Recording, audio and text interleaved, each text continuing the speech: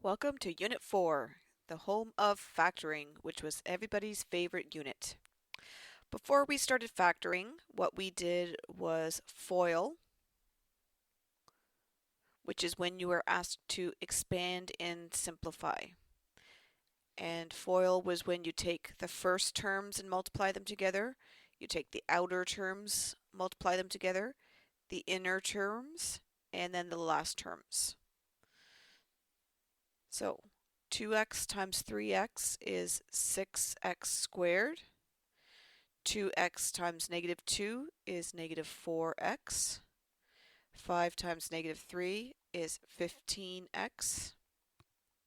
And 5 times negative 2 is negative 10. Then collect the like terms. Negative 4x plus 15x is 11x.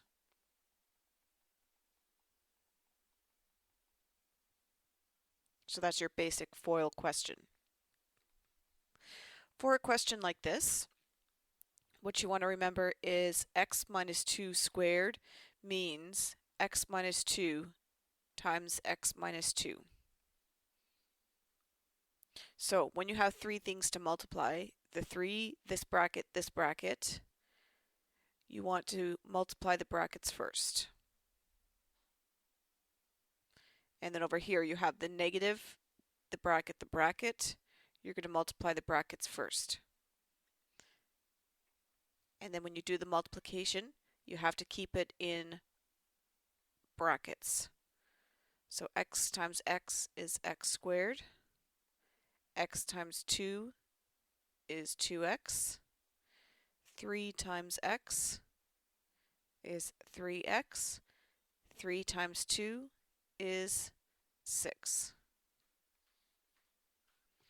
Now you have another set of foiling here. So we're going to put it in another set of brackets. X times x is x squared. X times negative 2 is negative 2x.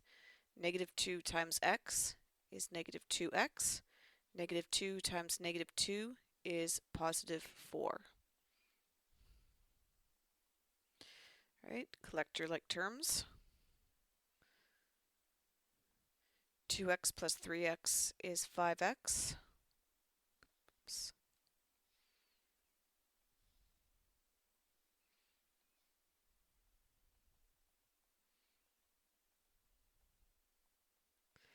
And negative 2x minus 2x is negative 4x. Once that's done, now you do use the distributive law. So you're going to multiply everything in this bracket by 3, and you're going to multiply everything in this bracket by basically negative 1. So you're going to end up with 3x squared plus 15x plus 18 minus x squared plus 4x minus 4. Last step is to collect like terms. 3x squared minus x squared is 2x squared. 15x plus 4x is 19x. 18 minus 4 is 14. Just remember to keep those two sets of FOIL in brackets. So that's what we did with FOIL. Now we're going to get into factoring. So the very first type of factoring you should always look for is common factoring.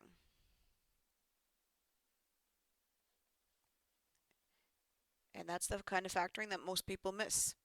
Usually when you take a look at a question and you're not sure what type of factoring it is, it's typically common factoring. So this question here, both terms can be divided by negative 4. If the first term is negative, you're going to take it outside.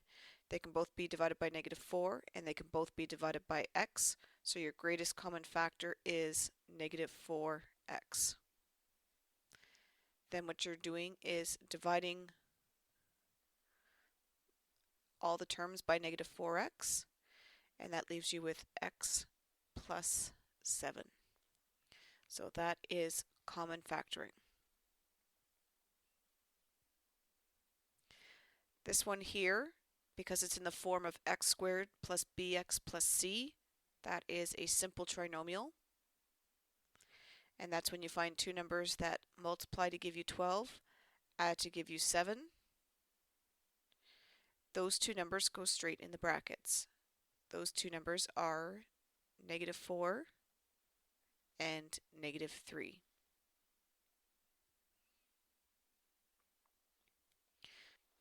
This question here that you look at may look like a tricky trinomial because there's a number in front of the x squared, but all three terms can be divided by 4, so you actually have a common factor. So when we common factor that 4 out, it's on the outside, and you're left with x squared minus 7x plus 10. Now you've got an x squared plus bx plus c term, so now you have a simple trinomial. The two numbers that multiply to 10 and add to -7 are -2 and -5, but that 4 still has to stay on the outside.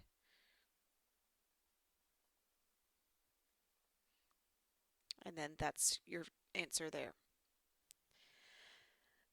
Question D, if there are two terms and you can square root both terms, then that is a difference of squares.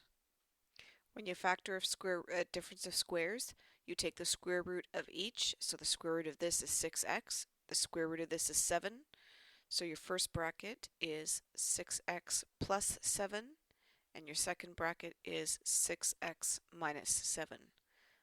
So that is a difference of squares. The last type of factoring, now we're in the form ax squared plus bx plus c. You cannot common factor. Now we have a tricky trinomial. So what you do is you have to take the 10 and the -3 and multiply them together. And you're looking for two numbers then that multiply to give you -30 and add to give you that middle number, which is +1. So those two numbers are 6 and -5. So what's going to happen is that plus 1x gets separated into 6x minus 5x.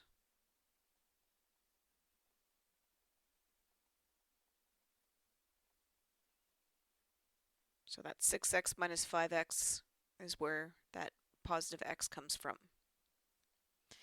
So now you're going to common factor the first two terms.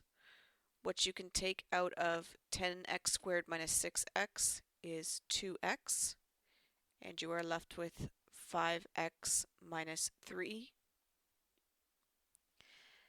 And from the second two terms, the only thing that you can factor out of both of those is a -1, and you are left with 5x plus 3. Oops, that should be a 5x plus 3 as well. And then what you notice is that the 5x plus 3 and the 5x plus 3 are the same. So you're going to common factor that out. And the second bracket is what's left over, 2x minus 1. And those are all your different types of factoring. So you've got tricky trinomial, a difference of squares, a combination, a common factor, and a simple trinomial. But remember, the number one rule is to always check for a common factor first. Once we finished factoring, what we did was we used factoring to solve an equation. So the first step was to factor.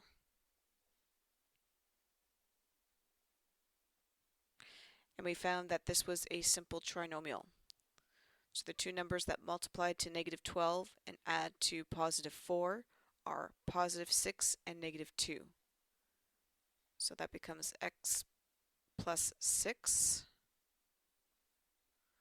and x minus 2. That's a 6.